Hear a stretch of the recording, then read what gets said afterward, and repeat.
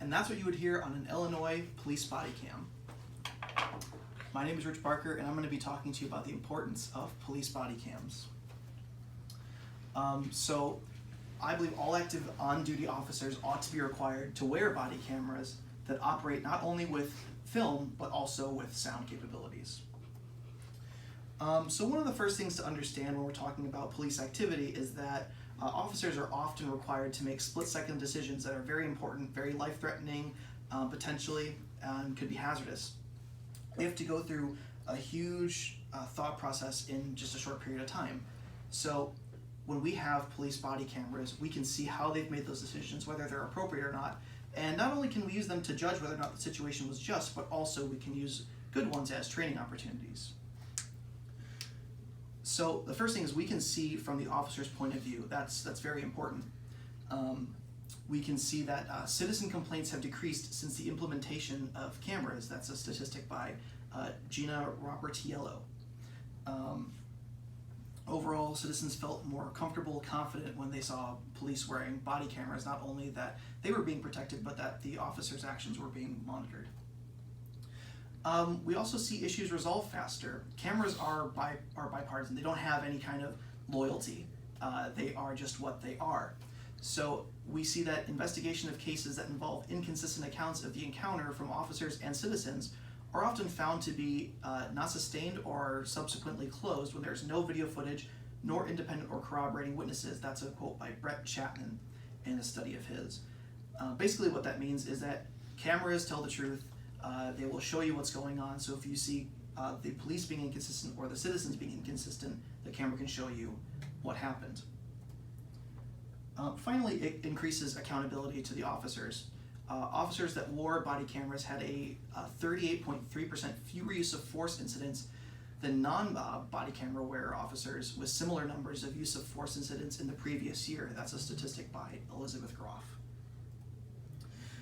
And now we're going to come to some questions about some opposition, people who may have some issues with whatever's going on with these cameras. One of the first things that people might ask is, what about my right to privacy? Well, that's very important. That's a constitutional right. We don't want to step on that. However, we do need to enforce the law. First thing that we're going to do, we would want to limit facial recognition.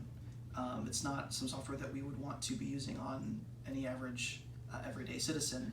Also, according to Illinois law, the law requires that cameras be turned off when the victim of a crime requests that the cameras be turned off, or when the witness of a crime who wishes to report a crime requests that the cameras be turned off, or if the officer is interacting with a confidential informant.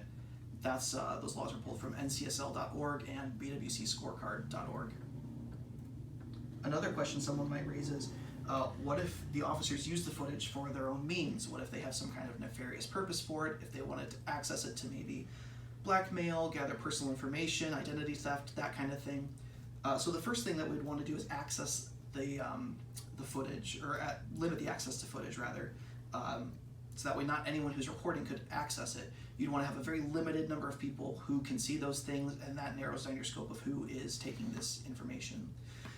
Similarly, because some of that footage would be used in public court cases, the state versus someone, as soon as that court case is over, we would want to make that footage public. We'd want that to be accessible because it is your right. That is a state-run thing. You have access to that information, and we would not want to take that away from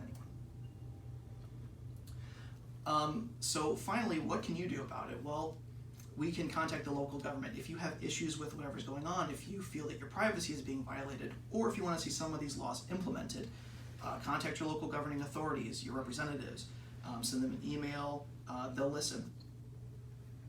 Similarly, we see the presence of body-worn cameras during police-citizen encounters is suggested to stimulate self-awareness by making these individuals conscious that they are being watched and their actions are being recorded. That's a statistic by Braga.